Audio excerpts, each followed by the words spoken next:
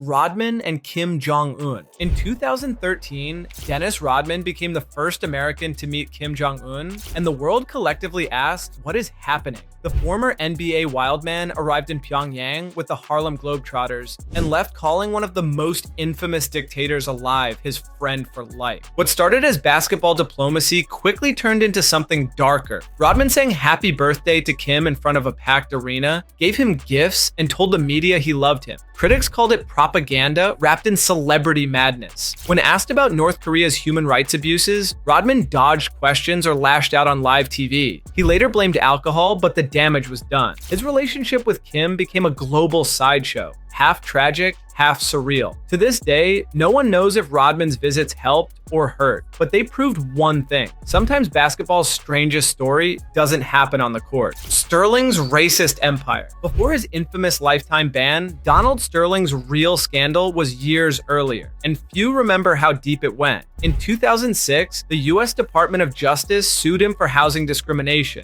accusing him of refusing to rent to Black, Latino, and non-Korean tenants. Internal memos showed staff were told to screen renters by race. He paid nearly $3 million in settlement money, one of the largest in housing history. But that wasn't the end. Sterling's reputation was already toxic when his mistress recorded him making racist remarks about Magic Johnson in 2014. The NBA moved fast, banned for life, fined, and forced to sell the Clippers. But here's the part ESPN barely mentions. The NBA had known about his discrimination for nearly a decade and still looked the other way. It wasn't a one-time outburst. It was a pattern the league ignored until it became impossible not to. Kevin Johnson scandal. Kevin Johnson was a three-time All-Star and the golden boy of the Phoenix Suns. Then came the allegations that followed him from basketball to politics. In 1995, a teenage girl accused him of inappropriate behavior inside his guest house. Prosecutors didn't charge him, but a draft settlement offering $230,000 surfaced. He denied everything, but the story refused to die. Years later, while running a charter school,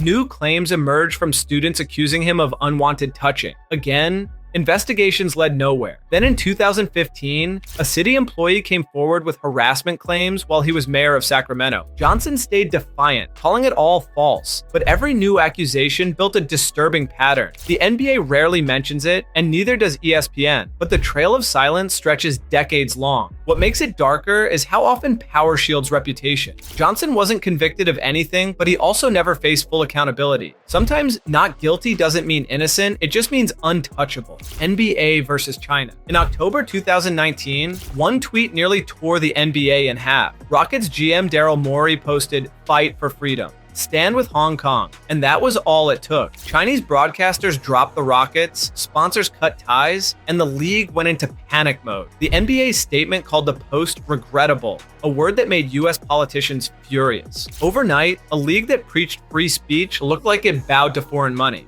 Morey apologized but stood by the principle, and the fallout lasted months. Games vanished from Chinese TV, costing the NBA hundreds of millions. Meanwhile, American fans accused the league of selling out its morals. The tension exposed a truth ESPN rarely touches. The NBA depends heavily on China's market, and that means freedom of expression comes second. It wasn't about basketball anymore. It was about global power, money, and morality colliding in real time. Vegas, all-star chaos. When the NBA took All-Star Weekend to Las Vegas in 2007, they expected glamour. Instead, they got absolute anarchy. The event drew celebrities, athletes, and chaos. Over 400 arrests, fights in casinos, and even a shooting outside a strip club that left a man paralyzed. The city's mayor later called it a disaster. Police flooded the streets, while hotels scrambled to contain the madness. Players avoided public appearances, and fans complained the weekend felt more like a riot than a celebration. ESPN glossed over it, but insiders say the league swore never to return. It wasn't just bad PR. It exposed how little control the NBA had over its own image when the cameras turned off. Since then, every all-star host city is chosen with one thought in mind: never again Vegas. But that weekend showed the dark side of star culture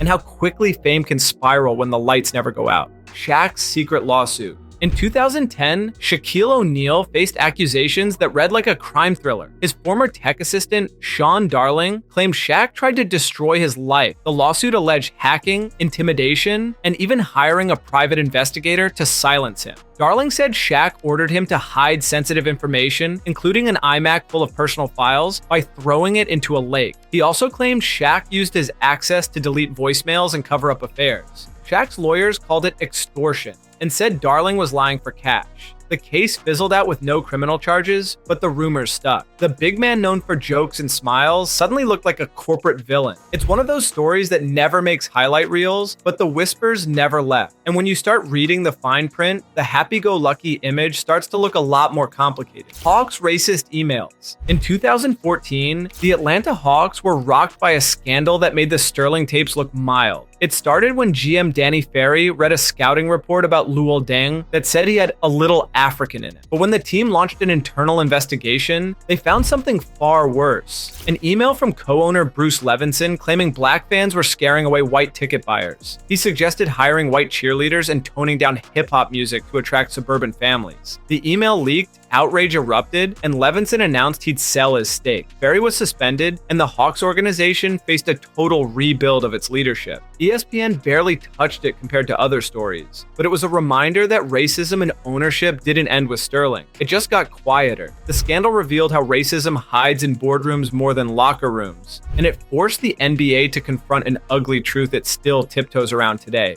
Magic's HIV Backlash. Magic Johnson's 1992 All-Star Game return was supposed to be a comeback story. Instead, it became a controversy no one expected. Some players refused to share the floor, terrified they'd catch HIV through sweat or contact. Karl Malone even said he had open cuts and didn't feel safe. Fans saw a hero, players saw risk, but Magic didn't back down. He scored 25 points, dished 9 assists, and won MVP, silencing fear with performance. Still, the stigma lingered. Even after doctors confirmed he couldn't spread the virus in gameplay, whispers followed him for years. ESPN praises his courage, but rarely shows how hostile that era was behind the scenes. Magic's fight wasn't just medical, it was cultural. He changed how America viewed HIV, but it came at the cost of isolation and judgment. And before we go any further, only cool people are subscribed to this channel. So hit that subscribe button before we go any further. Craig Hodges blackballing. Craig Hodges was an NBA champion, a three-point contest legend, and one of Michael Jordan's most overlooked teammates. But when he showed up to the White House in 1991 wearing a dashiki and handed President George H.W. Bush a letter calling out racial inequality, everything changed. Within a year, the Bulls cut him, and no other team called again. He was only 31, still shooting over 40% from three, and suddenly invisible. Hodges believed he was blackballed for speaking up about race long before social activism became mainstream in sports. The league denied it, but no one ever signed him again. He later sued the NBA for $40 million,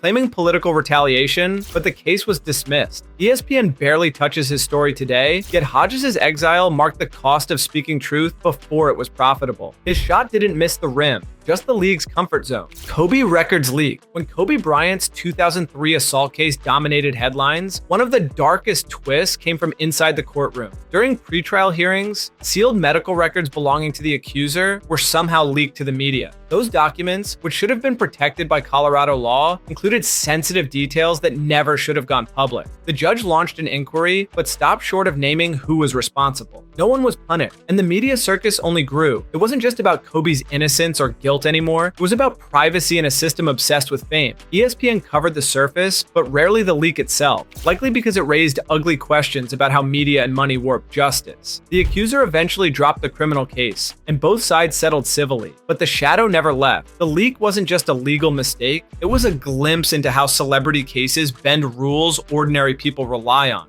Birdman Investigation. Chris Anderson's 2012 scandal was one of the wildest in NBA history, and one of the most misunderstood. Police raided his home in Colorado over alleged illegal material, seizing electronics and hard drives. Media coverage exploded, painting him as a criminal before charges even existed. Months later, the real story surfaced. Anderson was the victim of an elaborate catfishing scheme run by a woman in Canada. She had impersonated both him and his teenage girlfriend online, created fake emails, and even tried to extort them. Authorities called it one of the most complex digital hoaxes they'd seen. Anderson was cleared completely, but the media never apologized for smearing his name. ESPN moved on quietly, leaving the damage behind. He returned to the NBA with the Heat, but the scars from that false narrative stayed. Hornets owner scandal. Charlotte Hornets owner George Shinn built his image as a local hero until one accusation destroyed everything. In 1997, a woman accused him of assaulting her after promising legal help with a custody case. He denied it, saying the encounter was consensual, and a civil jury later ruled in his favor. But by then, the trial had already gone national. The city's support collapsed, season ticket sales tanked, and Shinn became the most hated man in Charlotte. Within 5 years, the Hornets relocated to New Orleans. ESPN covered the move, not the reason, but insiders knew the scandal was the final straw. It wasn't a relocation for profit, it was exile by humiliation. One man's actions didn't just ruin his reputation, they ripped a team away from its city. Mob referee. Long before conspiracy videos, one NBA ref actually lived the plotline. Bob Delaney wasn't just blowing whistles, he was wearing wires. Before joining the league, Delaney worked undercover for the New Jersey State Police, infiltrating mafia families under the fake name Bobby Covert. For 3 years, he posed as a mob-connected trucking boss, recording conversations and helping arrest over 30 people. The operation nearly broke him. Constant fear, paranoia, and years of trauma that followed. When he became an NBA ref, the league quietly kept his past under wraps for decades. Only in 2008 did he go public, revealing how close he came to being discovered. ESPN never explored the full story, but Delaney's life reads like a movie. Mob meetings 1 year, NBA finals the next. The strangest part, he used refereeing to deal with post-traumatic stress, turning a double life into survival.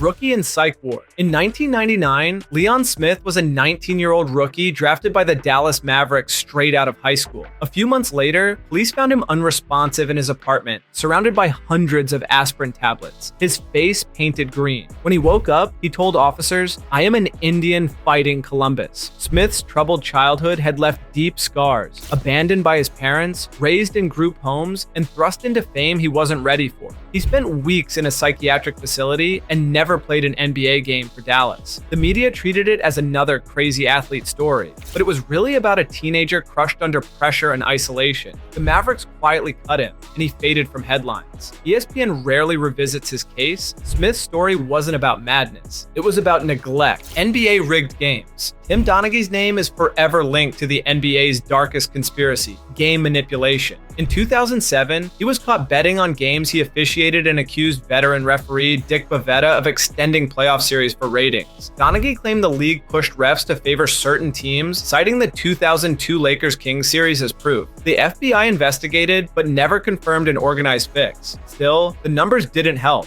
The Lakers shot 27 free throws in the fourth quarter alone of that game. Donaghy went to prison for gambling, but insisted the real truth was deeper. ESPN covered it like a scandal, not a system, but his claims never went away. Whether or not Bavetta followed orders, fans started to question every whistle after that. The league said integrity was restored, but to this day, that 2002 game sits like a stain. Kareem boycotts the Olympics. In 1968, America was on fire. Riots, assassinations, and a nation divided. That year, Kareem Abdul-Jabbar, then still Lou Alcindor, refused to join the U.S. Olympic basketball team. He said representing a country that denied his people equality felt wrong. Critics called him ungrateful. ESPN celebrates his activism now, but back then, he was vilified. His protest was quiet but powerful, a refusal that forced people to notice the cost of hypocrisy. Kareem gave up the global spotlight to stand for something bigger, joining the Olympic Project for Human Rights alongside athletes like Tommy Smith and John Carlos. His choice didn't earn medals, it earned legacy. In a league that often avoids politics, Kareem's stand remains one of the boldest moments in sports history.